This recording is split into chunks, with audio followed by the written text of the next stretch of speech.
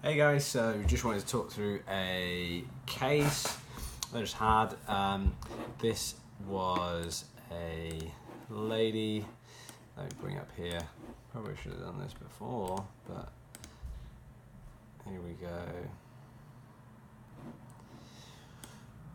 51-year-old lady who's had long-term history of neck pain and headaches.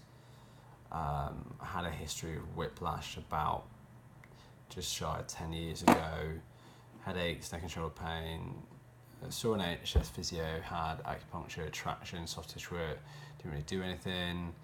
See another physio, did some more sort of hands-on treatment, more sort of manual therapy, some soft tissue work as well, and it improved. It's been good sort of for 2 years. And has sort of ceased physio since, and had episodic sort of relapses of her symptoms since then. Self-manages with heat, has a massage chair, and it kind of just gives her some temporary relief. So when we objectively examined her, she had a very increased sort of kyphosis around that lower cervical, upper thoracic area, a skin crease around C4, some upper cervical extension, lower cervical flexion basically. So if I exaggerate, she was kind of in this position like this, which meant that her extension was super limited because the development of that skin crease is basically coming from the fact that she's getting local extension. She's pivoting and hinging through one specific segment of her neck, essentially because motion and contribution from all 7 of her cervical vertebrae has been locked out due to this postural position. So about 50% of your extension, flexion extension range of motion should be coming from that CO, C1, atlanto-occipital joint, and then we should be getting a little bit of contribution from all of the vertebrae to be able to achieve full range of motion, have that kind of be spread across the entire spine. But if I'm sort of, essentially I always think of this as like the equivalent to being kind of slouched in a chair in your lower back. I mean slouching lower back, that's what I mean. So you get some slouching and some rounding through here, and just like when you do a quadruped rock back, if you sit back all the way to your heels, you take the lumbar spine out of play, so that when you extend, you deliberately and intentionally get more motion through your thoracic. So when this happens in the neck, it's the same sort of deal, as in all the areas that are flexed won't be able to contribute to extension. So it means that it just comes from a couple of vertebrae, and over time that just creates excessive stress. So shall we say to those specific segments, and then an increase in kind of hypertonicity of muscles around that area.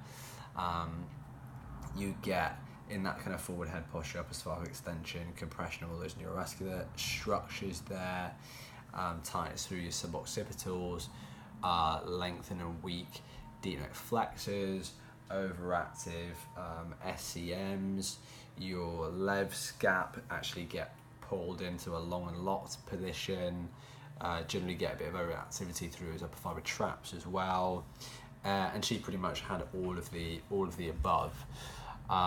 So extension was super limited, and what else do we have? She had some pain or end range flexion. She had a regular compression pattern on the left side flexion, so she was getting some left-sided pain through here, side flexion. Last, it was limited, it was like 15 degrees maybe, more like 35 degrees to the right with no real dramas.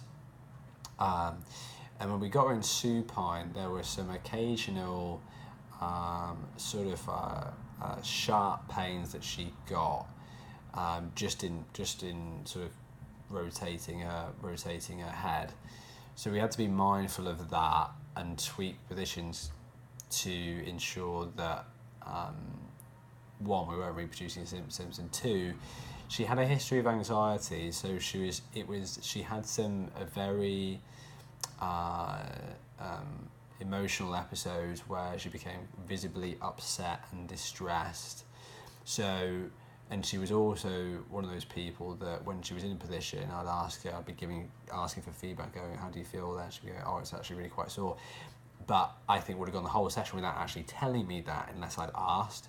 So I sort of said to her, I said, look, you need to tell me, don't feel like you need to be a martyr. If you're in a position that's uncomfortable, tell me, because this is important to getting you feeling better. We need to tweak those positions until you're one, in a position where we can treat and it feels relatively comfortable, and then two, certainly a position where it's not reproducing your symptoms. So that was definitely something to a point that I reflected on, and I always generally do this anyway, but especially with a good reminder with her is that you will get those people who are in positions who they're sore but they just won't say anything. They'll stay silent. So that's why that constant kind of feedback is important. And what works really well with her is METs were shocking. She did not like that. That really flared her up. So we got rid of that. We did some positional inhibition. So, for example, when we pressed on that trigger point for upper fibre trap, it was really sore. Too sore in my mind to start release work, especially when I know that she's likely to get that kind of very emotional, anxious, stress response to that kind of stimulus. And I'm thinking in the back of my mind as well is that not just what I'm doing, putting on the muscles from a muscle point of view, but that when somebody is in one of those kind of anxious, stressful states, you could kind of think of it as somebody being in a fight or flight response and going into that kind of sympathetic nervous system and all of the physiological effects that come along for the ride when you end up in that sympathetic state. So I know that even if I apply my techniques well, if she is upregulated in that way, she's in a sympathetic state, I know I'm kind of fighting a losing battle really against the nervous system, because ultimately the nervous system is what's going to dictate muscle tone. It doesn't give a shit if I'm prodding on a muscle and doing that kind of stuff. If somebody feels threatened, and this is the reason I don't go hell for leather doing soft tissue work anymore in general, is because I know that if I piss off the nervous system, if somebody enters into that sympathetic state, it's going to drive a systemic increase in muscle tone, and I'm going to probably have little to no results. So positional inhibition worked well as a kind of get your foot in the door. I could press in, do some trigger point release, and it wasn't uncomfortable. And then we eventually just gradually returned back to a normal position. And by that point, pain pressure threshold had increased, and it felt comfortable. So that was great.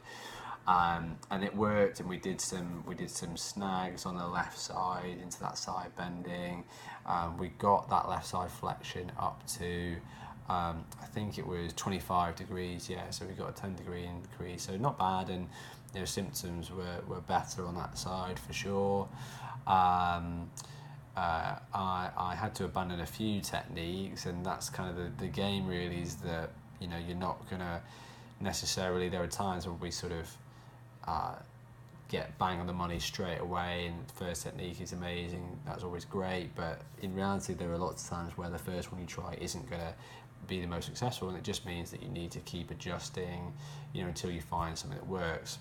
But my reflection for this is basically that to remember to sort of take into account those psychosocial aspects of the patient into account, and modify my kind of my treatment accordingly. We did we spent a lot of time on diaphragmatic breathing, and this is the point I wanted to mention actually, is that, and I was explaining this to her as we went, that we can release these soft tissues off, and I was kind of getting that buy-in, tying her in to remind her that, like, look, when I pressed on this the first time, that was really sore. Now I'm pressing on it, it's softer. You're not getting any pain reproduction, so you can see this is working.